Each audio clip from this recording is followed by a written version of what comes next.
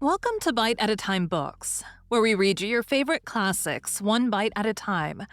My name is Bree Carlile, and I love to read and wanted to share my passion with listeners like you. If you want to know what's coming next and get updates from me, Bree, sign up for our newsletter at biteatatimebooks.com. Be sure to follow the show on your favorite podcast platform so you get all the new episodes.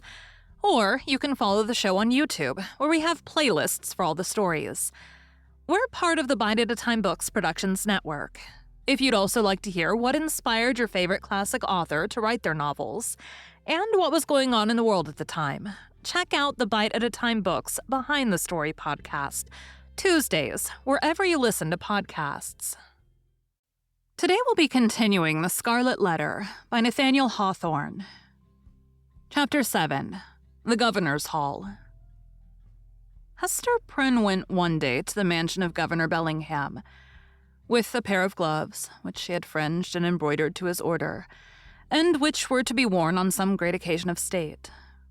For though the chances of a popular election had caused this former ruler to descend a step or two from the highest rank, he still held an honorable and influential place among the colonial magistracy. Another, and far more important reason than the delivery of a pair of embroidered gloves impelled Hester, at this time, to seek an interview with a personage of so much power and activity in the affairs of the settlement. It had reached her ears that there was a design on the part of some of the leading inhabitants, cherishing the more rigid order of principles in religion and government, to deprive her of her child, on the supposition that Pearl, as already hinted, was of demon origin. These good people not unreasonably argued that a Christian interest in the mother's soul required them to remove such a stumbling block from her path. If the child, on the other hand, were really capable of moral and religious growth, and possessed the elements of ultimate salvation, then surely it would enjoy all the fairer prospect of these advantages, by being transferred to wiser and better guardianship than Hester Prynne's. Among those who promoted the design, Governor Bellingham was said to be one of the most busy. It may appear singular, and indeed not a little ludicrous, that an affair of this kind, which in later days would have been referred to no higher jurisdiction than that of the selectmen of the town, should then have been a question publicly discussed, and on which statesmen of eminence took sides. At that epoch of pristine simplicity, however, matters of even slighter public interest, and of far less intrinsic weight than the welfare of Hester and her child, were strangely mixed up with the deliberations of legislators and acts of state.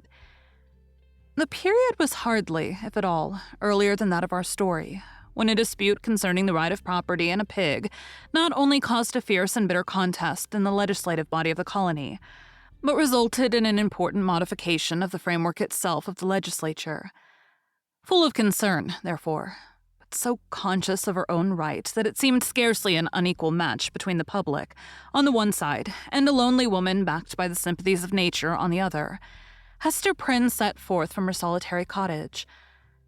Little Pearl, of course, was her companion.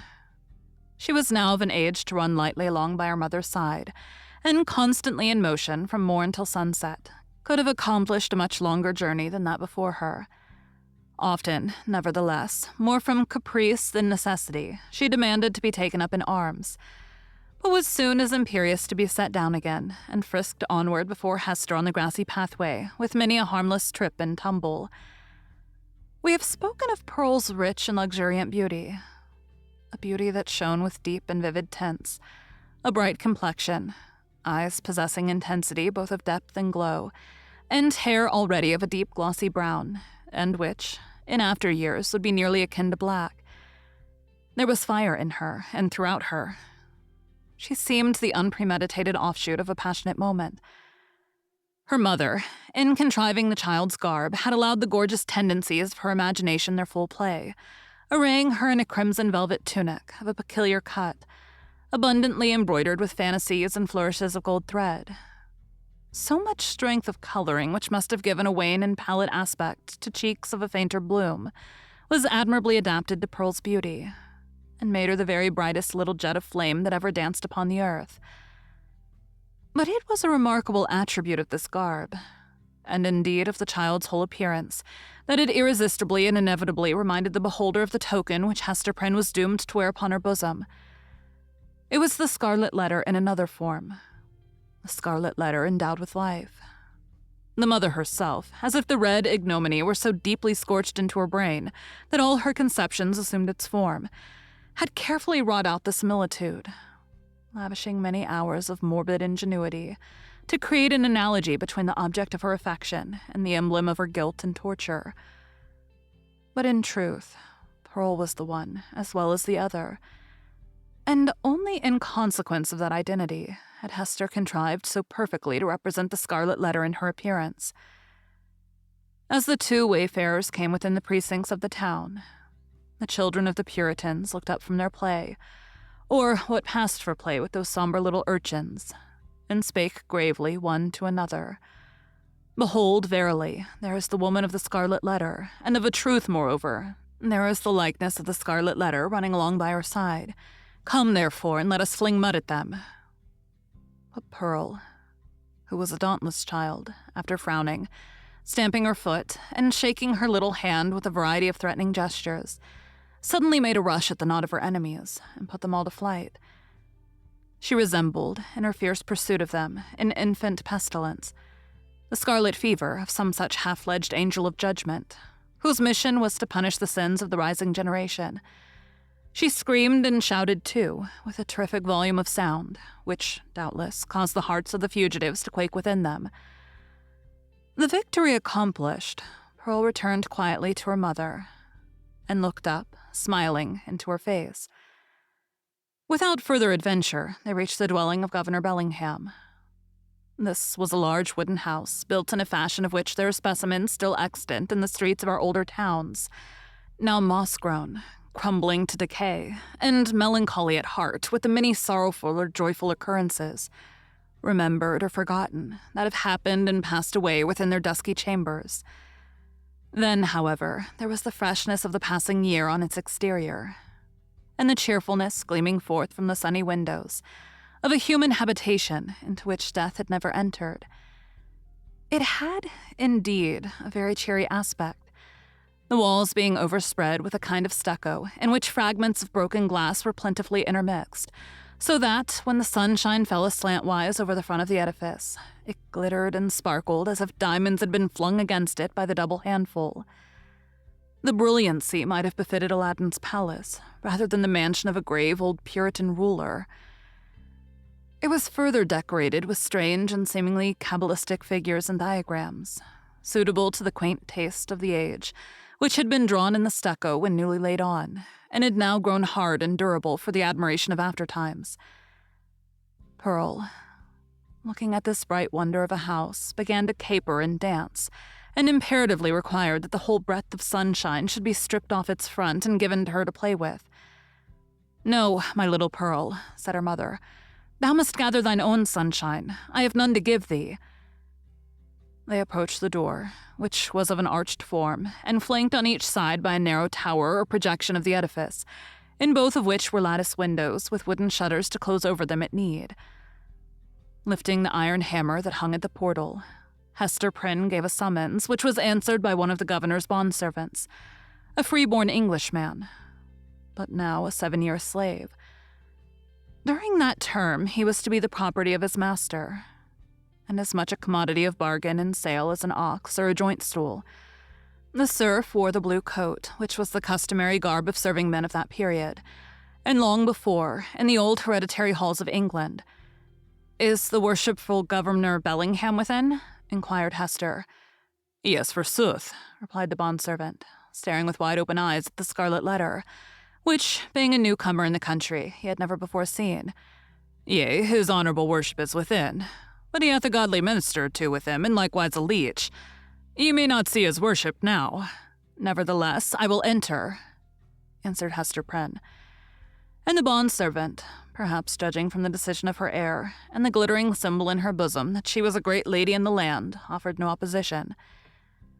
So the mother and little Pearl were admitted into the hall of entrance, with many variations suggested by the nature of his building materials, diversity of climate, and a different mode of social life.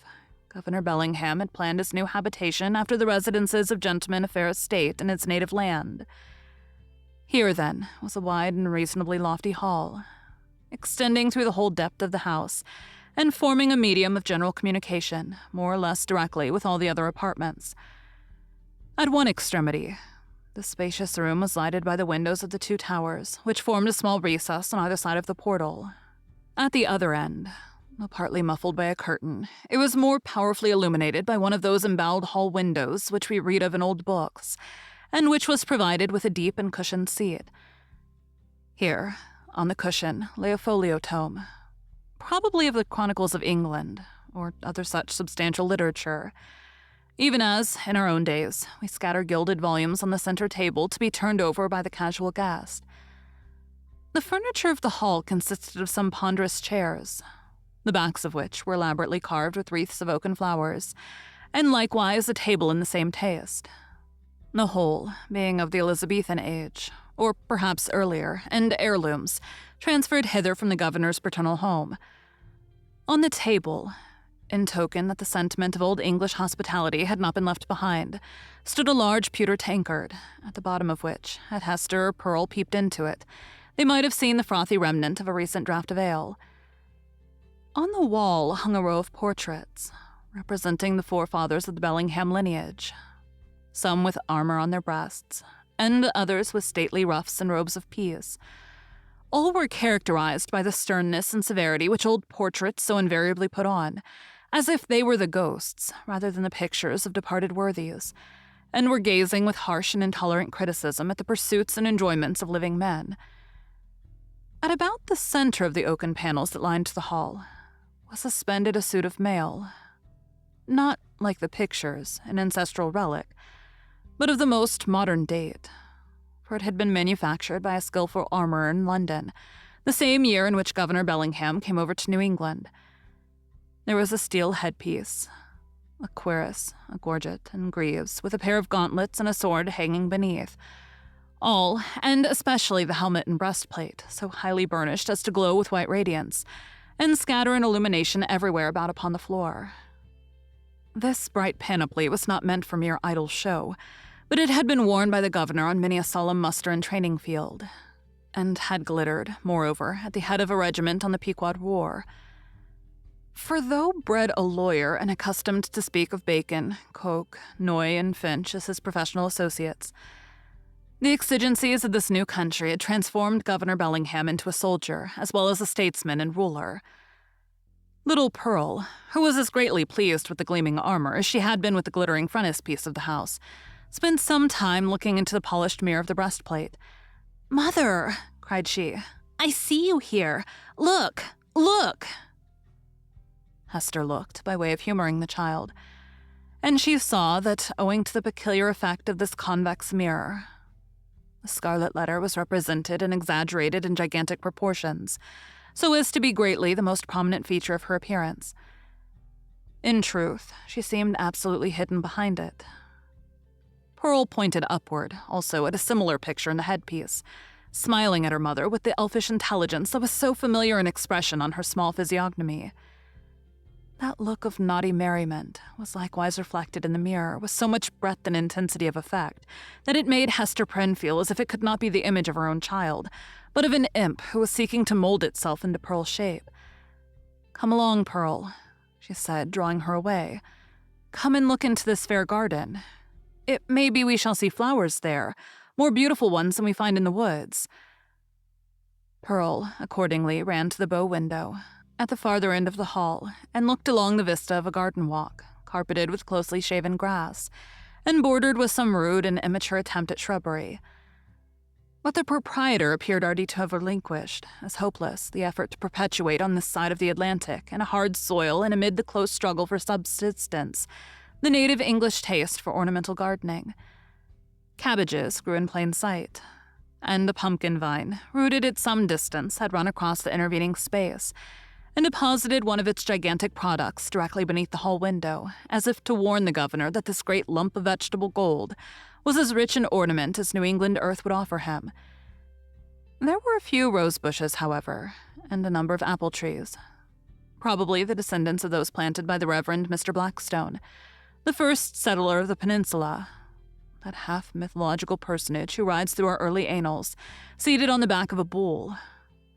Pearl, seeing the rose bushes, began to cry for a red rose, and would not be pacified. "Hush, child, hush," said the mother earnestly. "Do not cry, dear little Pearl. I hear voices in the garden. The governor's coming, and gentlemen along with him." In fact, down the vista of the garden avenue, a number of persons were seen approaching towards the house. Pearl, in utter scorn of her mother's attempt to quiet her, gave an eldritch scream and then became silent. Not from any notion of obedience, but because the quick and mobile curiosity of her disposition was excited by the appearance of these new personages. Thank you for joining Bite at a Time Books today, while we read a bite of one of your favorite classics. Again, my name is Bree Carlile, and I hope you come back tomorrow for the next bite of the Scarlet Letter. Don't forget to sign up for our newsletter at biteatatimebooks.com. You can check out the show notes or our website, biteatatimebooks.com, for the rest of the links for our show. We'd love to hear from you on social media at Bite at a Time Books.